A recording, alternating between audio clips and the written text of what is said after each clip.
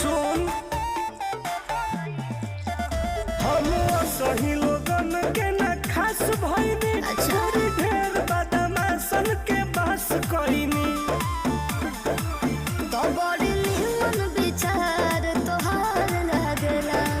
आगे सुनो बोलो। नमव के हमर जयकार लागेला। अच्छा वाला बजंता दरबार लागेला सारा दुश्मन हमर साथ लागेला हर रविवार दरबार लागेला। माफिया है माफिया।